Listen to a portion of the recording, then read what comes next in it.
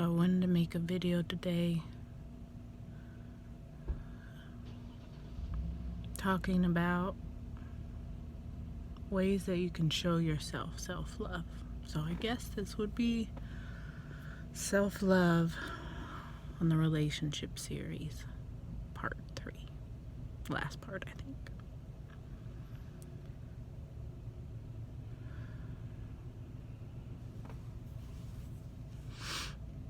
Self-love is a thing that people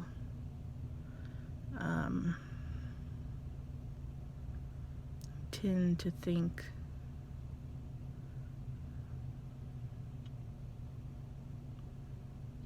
they tend to think various things about it. But self-love, really all that it is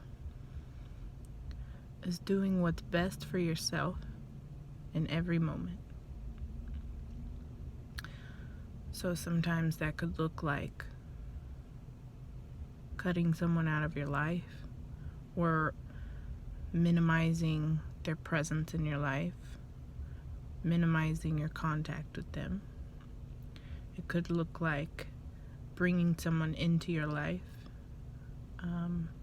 amping up the contact with them and amping up their presence in your life.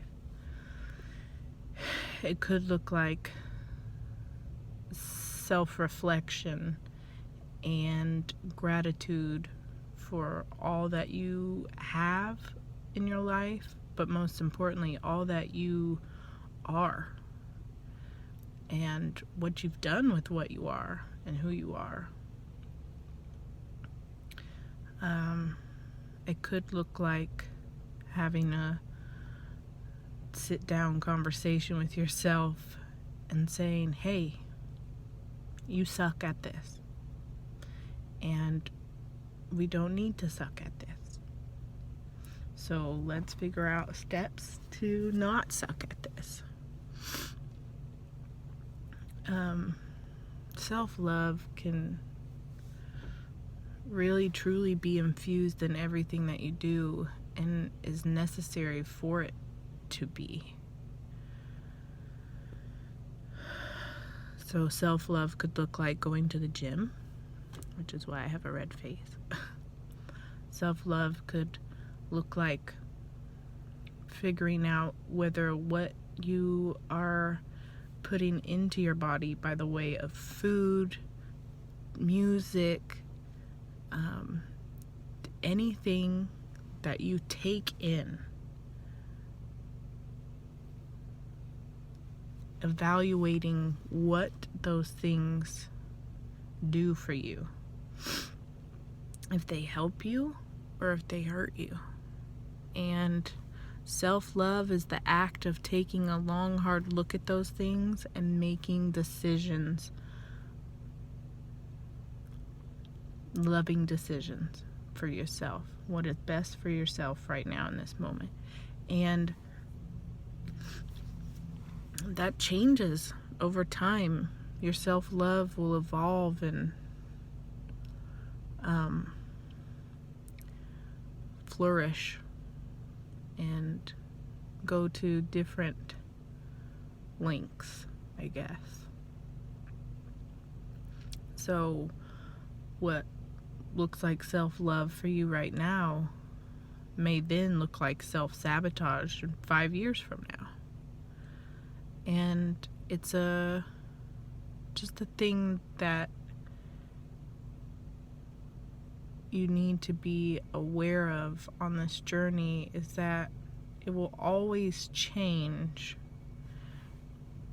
because you will always change. Even if people don't consciously know they're changing and aren't making conscious decisions about the way they're changing, you are changing.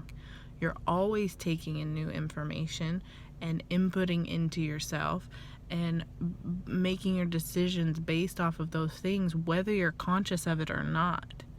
But the true act of self-love, I truly think, is the honest, conscious choice making. just honestly, consciously choose what is best and most loving for you in every moment. And sometimes, with my journey through motherhood, that was one of the hardest things for me to grasp, was that sometimes what looks the best for me and is most self-loving for me maybe isn't always the best for my child. And so you're in this weird state of like, I'm not trying to interrupt my child, or I'm not trying to create a lack, or you want to be a good parent. And sometimes, it used to, not anymore, and I'll tell you why, but sometimes it used to be like, it's either you're happy or I'm happy. And a lot of the times I always chose her to be happy because, duh, I mean, you don't want to purposely and consciously make your child unhappy. But in the process of doing that, I made myself unhappy, because it wasn't coming from a place of genuine self-love, which then in turn came from a place of genuine love for her. It came from a place of obligation to live up to the standard of mothering that I had in my head. And so a self-love thing in that respect was, I have to really look long and hard at what is most self-loving, because the most self-loving thing that you can do is actually the best thing for everyone. And sometimes that can look like getting out of your own preconceived ideas of what things should be and shouldn't be, and sit in what is.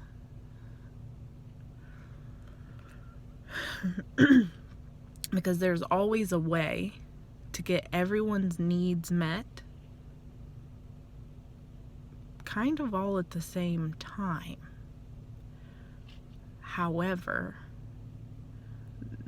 the most difficult part of it is recognizing whether or not it's a need that you are supposed to meet or not. Being the type of person that I am, I can only speak for me. I enjoy serving people in whatever form sometimes that comes in. And for a long time, I was mad that I enjoyed doing that, because I did it to my own detriment, and I did it out of non-self-love, and I did it out of, I want to be a good wife, mother, daughter, blah, blah, blah, whatever. And I didn't do it because I loved myself. I did it because I didn't like myself. I didn't like these parts of myself, and this is how I thought I was supposed to go about fixing them, or how I was supposed to go about masking them or suppressing them or rendering them non-issues anymore, essentially.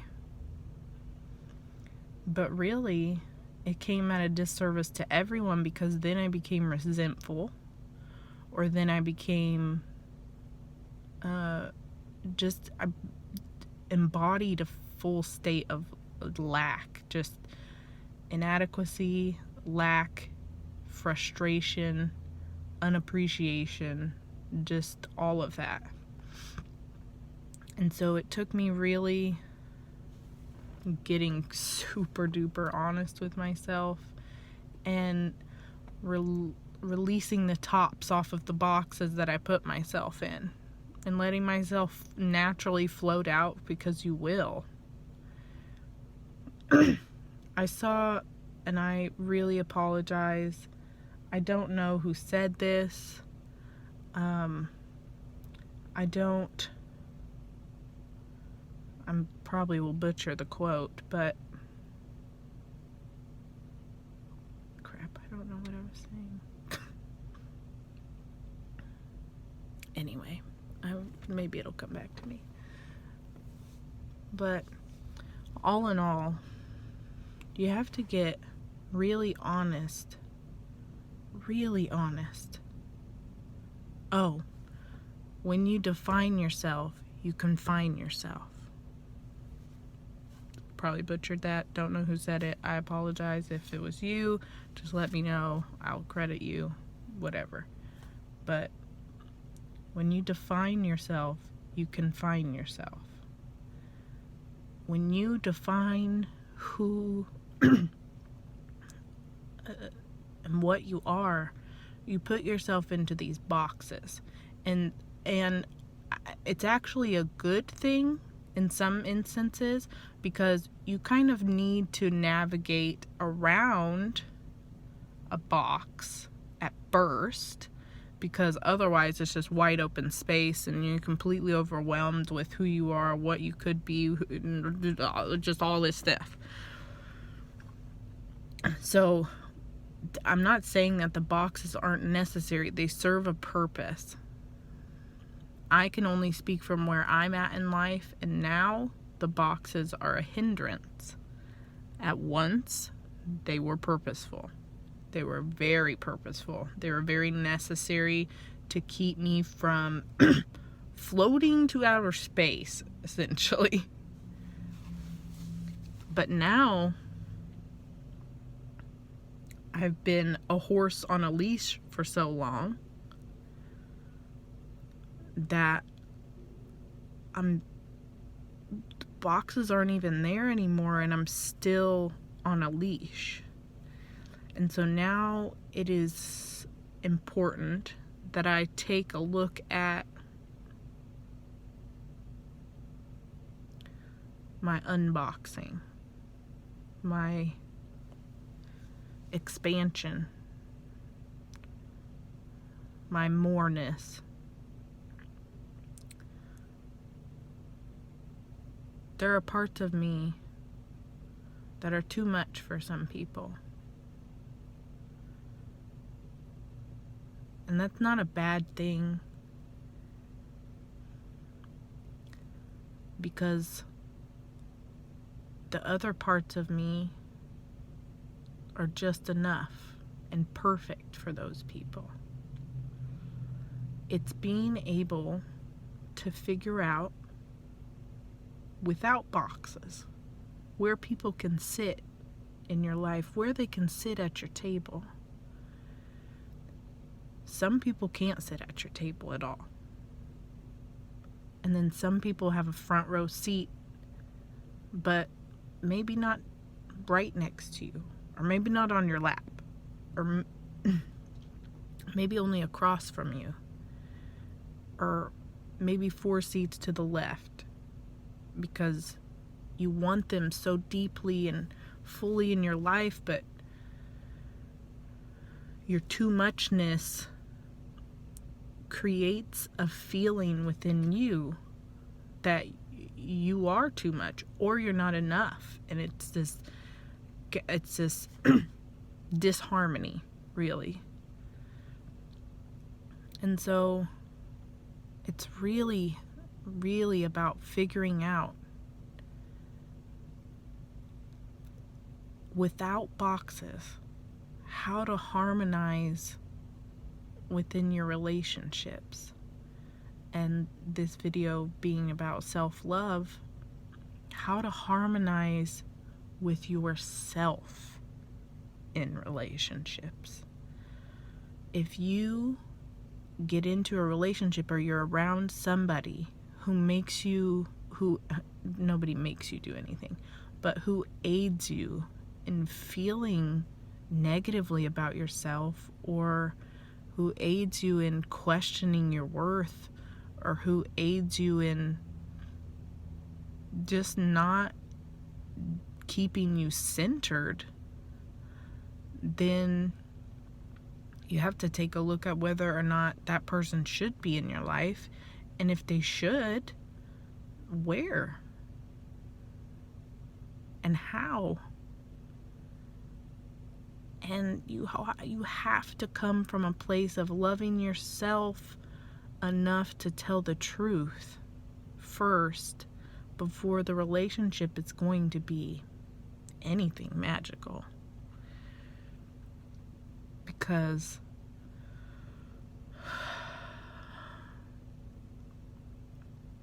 in the beautiful home of self-love,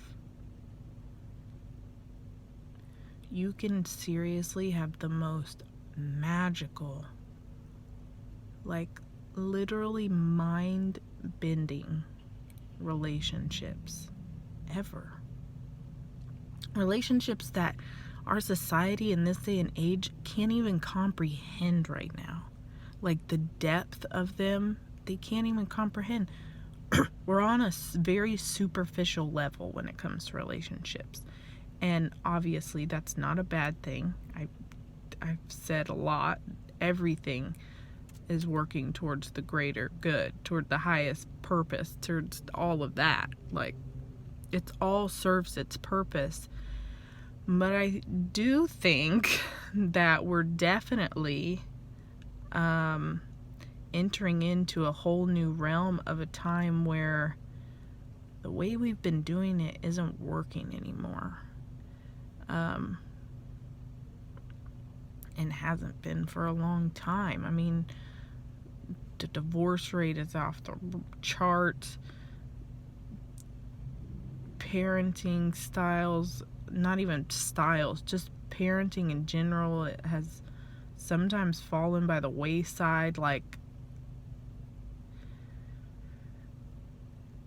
all of those things are actually in and of themselves necessary to then gain the awareness of what then to do. Because, let's say for example, if you don't get a divorce, you don't know how to move on. Or if you, and that's a silly, not always true example, but it's a basic baseline example.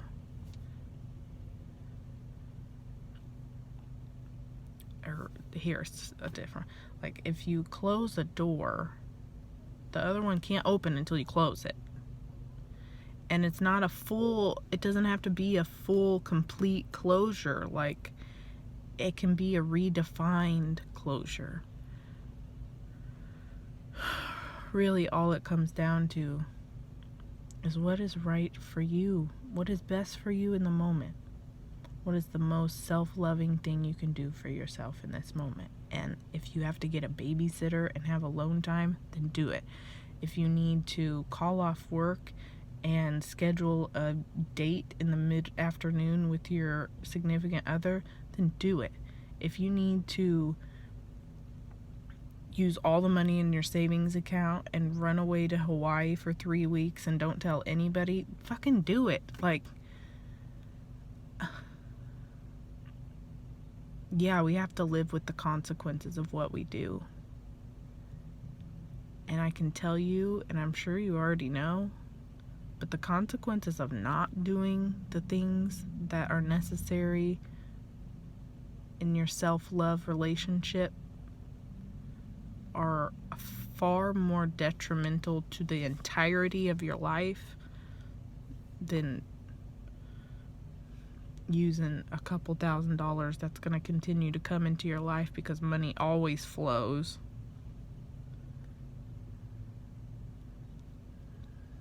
And if it's not, if anything is not, you've built up a resistance to it by either wanting it too much or thinking you can't have it because you lack. A whole array of all that shit. But anyway, I feel better now. Thank you. Thank you. I'm telling myself thank you, because right now in this moment, this was the most self-loving thing that I could do, because I was having a lot of feelings and I didn't know what to do about them.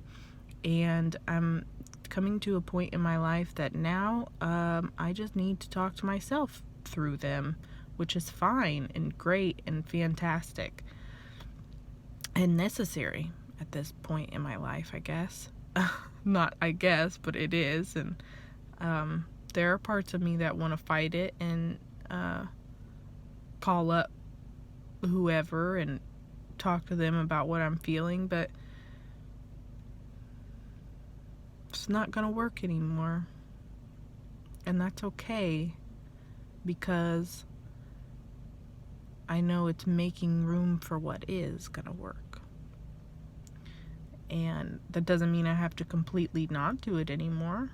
It's just a more strategic thing, more conscious thing, a more intentional thing. So anyway, I hope you enjoyed this video. I honestly don't know if I really gave good examples of how to give yourself love, but if I did, give me a like or a comment below, subscribe, all of that stuff. Practice today how to love yourself. Just one baby step. Really sit down with yourself and say, what would be best for me? Most loving thing I could do for myself right now in this moment. And give that to yourself. Allow yourself to have that. Because if you don't, it will come back and force itself into your life. So I challenge you to just do one baby step today. Practice that one baby step. It doesn't have to be this mountain tonight, today, tomorrow, this next week, this next month, this next year. Practice one baby step. And when you're ready, practice another one. Thank you for listening. Have a beautiful, self-loving day.